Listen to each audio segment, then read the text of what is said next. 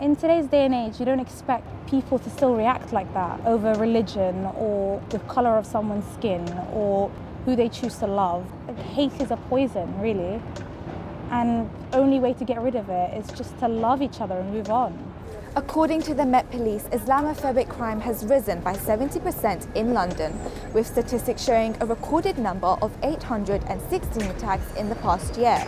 Huda is a British Muslim living in London. She's been on the receiving end of an Islamophobic attack on a journey she makes home every day. I was on the bus with my friend and there was a man on the bus and he asked us both, why do you wear the hijab? Like my headscarf, my friend, she said to be modest. Somebody said to him, I think you should stop. He said, you'll remember me when they eventually bomb you or kill you because that's what they do. And he was saying they're just terrorists. If I was the leader of the world, I'd round you guys all up and bomb you in one go. He said, we're like evil or just completely different and I'm like the same to other people, so it just doesn't make sense to me. MEND is a non-profit organisation that tackles the rise of Islamophobia across the UK.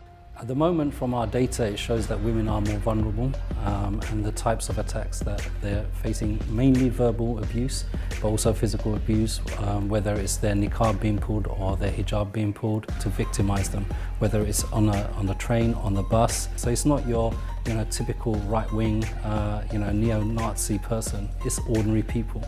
And this is what's worrying, that it's been normalized so much, this hatred against Muslims has been normalized so much that ordinary people are doing it. So the impact on Londoners is huge at the moment. Brought up in northwest London, fashion student Borega is a proud Londoner, but at times feels like an outsider. I've heard incidences where people have been either harassed or about the scarf or about the way they dressed, but I never honestly assumed that it would happen to me.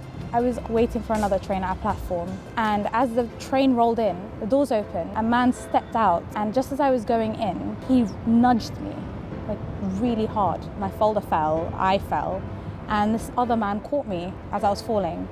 I was still in shock. The man that had caught me started having a physical fight with the guy who pushed me. And I'm like, it's okay, it was an accident. And then I heard the guy who pushed me saying, dirty effing Muslim.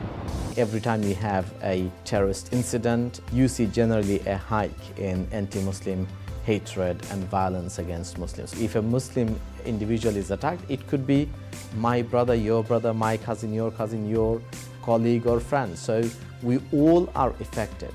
But more importantly, do we really want to live in a society where other fellow Londoners, who are as Londoner as anybody else, feel under siege simply because of a specific belief they have or because they dress in a certain way? So for the sake of our values, for the sake of our identity, for the sake of what makes London fit and best in the world, we need to stand up and speak against all kind of hatred. London is one of the most diverse cities in the world. It's the only home I've ever known. If you can't be different here, in this city that I love, that I've grown up in, there's not a lot of places where you can be different really in the world.